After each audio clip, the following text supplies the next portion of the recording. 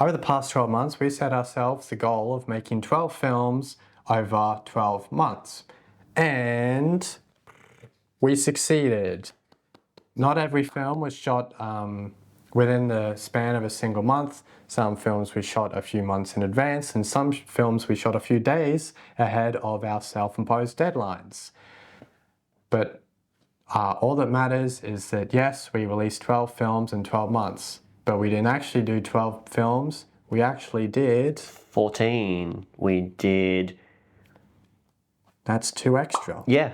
14 short films and 1 feature-length film, which we shot in... Well, we had 3 hours, but we shot it in 2 because we're that good. So we've done 15 films in the past 12 months.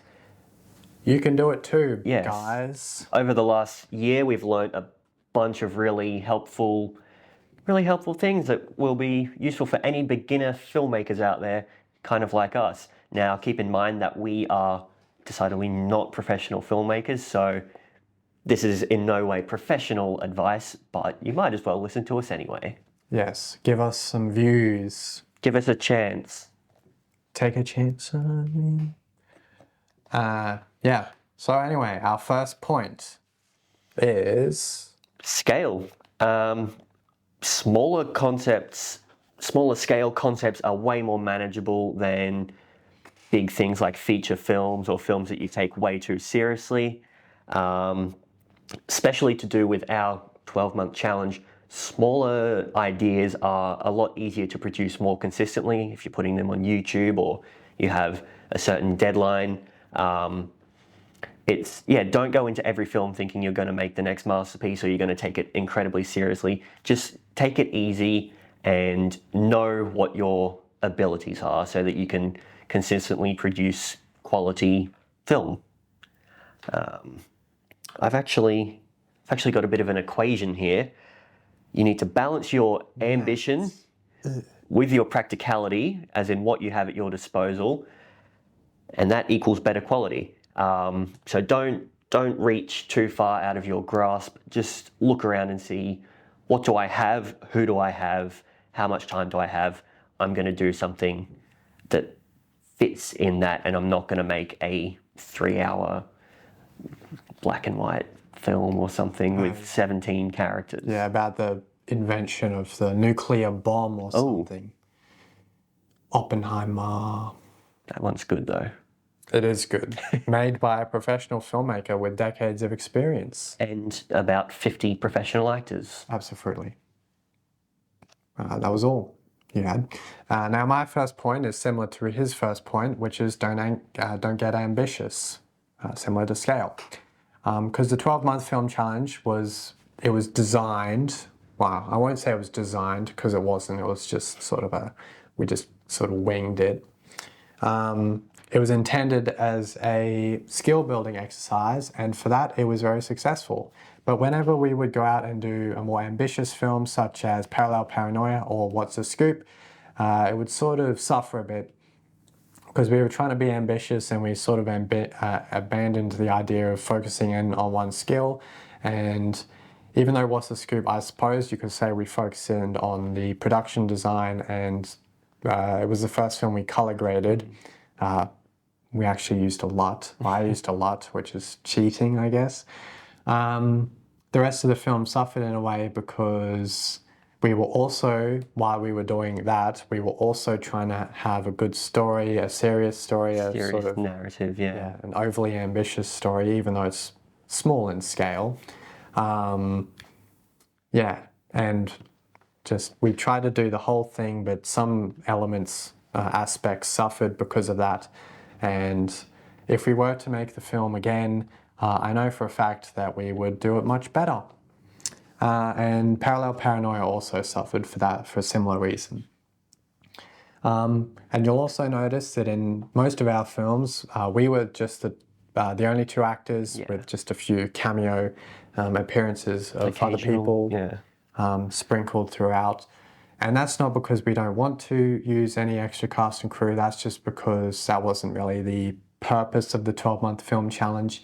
And it would have been too much to have to manage, like even getting 1 extra person for a film that's just we're making in a month. like I said, use what you already have, Yeah, and what do we already have? We have us two people, and sometimes a third and if sometimes he's not busy. a fourth person from New Jersey Oh yeah. who does voices. Yes. Now, very important point. When I was asked to come up with a bunch of things that I learned over the past year, the first thing that came into my head was planning. This time a year ago, I was kind of terrible at that, and really up until we made the film Spy Who Came In From the Rain, I was not planning anything at all, and if I was leaving it to the very last second, meaning that the shoot processes themselves were often, in my experience, pretty terrible, and the films suffered as a result. Storyboards are some of the most important things you can do, especially when you're planning out the scene. So you're not panicking on the day and you're not changing your mind constantly and doing something that you could have done better. You know what the shot is going to look like and you're going to do it that way on the day. Shot list as well, kind of similar. You know, we've got 3 days ahead of us. We're going to do these shots on this day. We're going to be at this location. We're going to do these shots. We're going to bring these costumes. We're going to have these props with us so that we don't forget anything, which has never happened before. It used to happen a lot in high school. It did. Yeah, it's just a way to improve your productivity and streamline the filming process on the day and just, improve the quality overall. Yes, don't forget to plan your films, guys. If you want, I can even show you some of my storyboards. Next point, or my next point.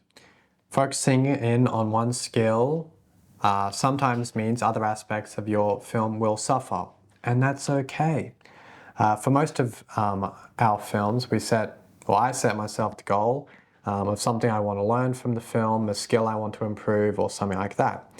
And sometimes that would mean I would forget to pay attention to some other aspects of the film, such as don't look a gift wrapped in the mouth. I set myself the goal of learning some CGI using Blender, which is something you can use. It's a program, it's free, so feel free to check it out. It's great for special effects. Anyway, what was I saying? That's right, I was learning about the CGI of Blender. So the film, if you've seen it, the story, there's not much of a story. The film begins, there's a call to action, and then there's a climax, and then it ends. It's basically just another end of the line film with a dinosaur. So it's not a perfect film. It's pretty funny, I think, and the CGI isn't perfect, but that makes the film funnier. But I don't think it's like a masterpiece or anything. I just see it as I used this film to learn CGI, and it was successful at that, and therefore, for me, it's a good film. It's a win. You ticked off another skill that you've learned. Yeah, because there's two phases of filmmaking. There's a phase that we're in, which is quantity over quality, and that's when you focus in on building your skills, your core skills, cinematography, sound, lighting, CGI, special effects, editing, all that sort of stuff. And then there's phase 2, which is quality over quantity, or the portfolio phase, or the film festival phase. And that's when you've developed all your skills, and then you put them all together, and then you create a film that's good in every aspect. Yeah. Something that you can be proud of.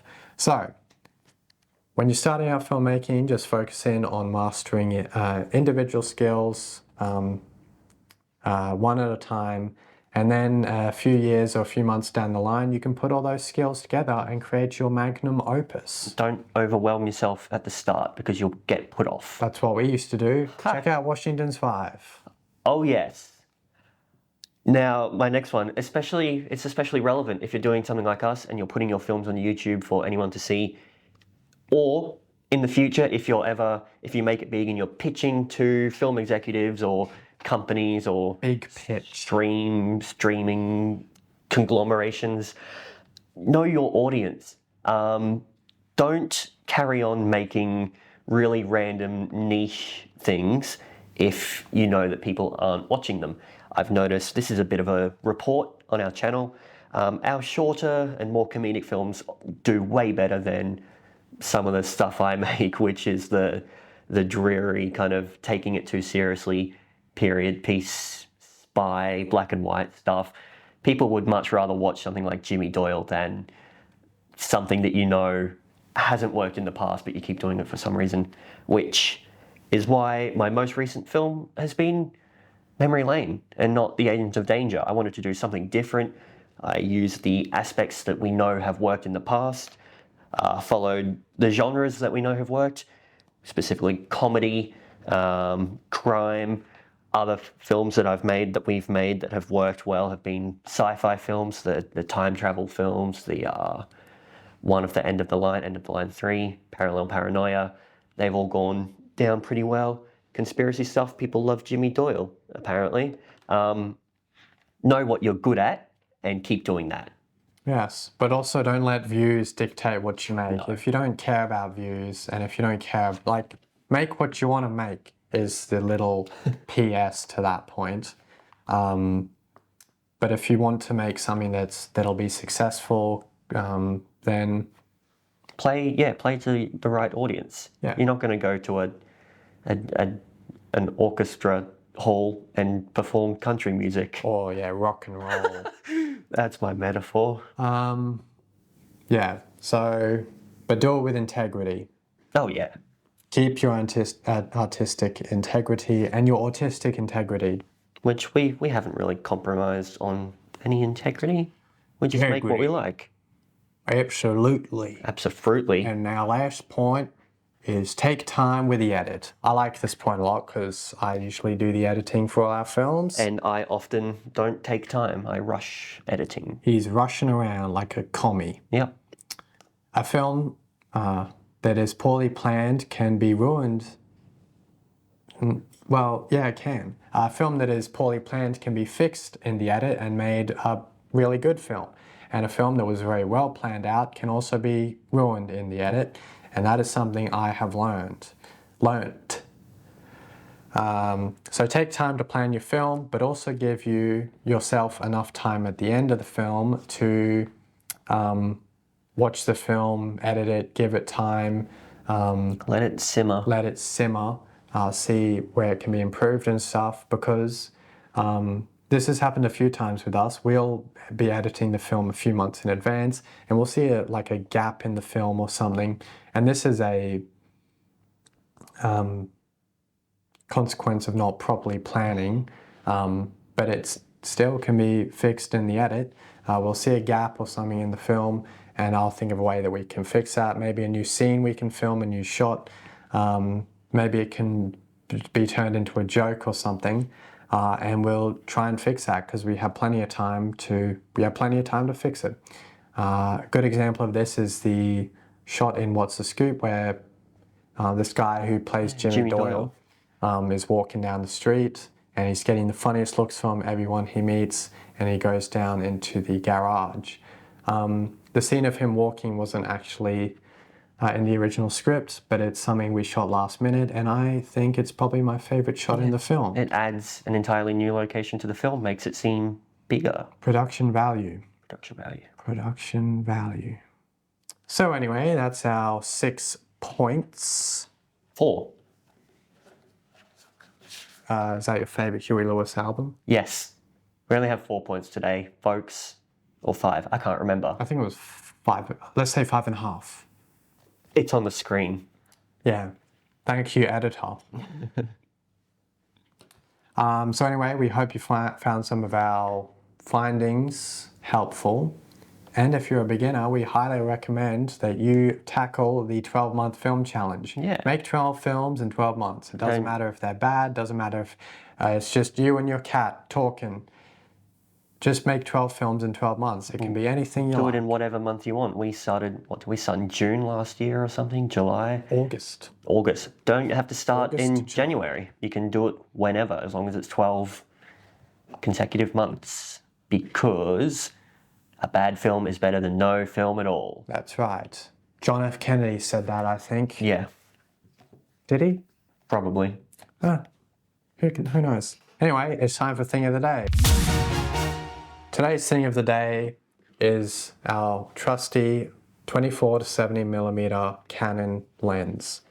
Now this is a very nice lens. I bought it secondhand on eBay because if I bought it new, it would be relatively, well, not relatively, but ridiculously expensive.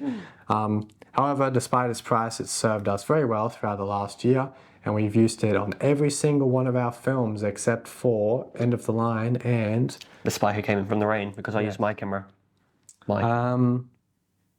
So 24 to 70, it's a very, very good focal range. Check it out. You don't have to buy the expensive one. You can buy the, just a lens with a nice focal range. Yeah.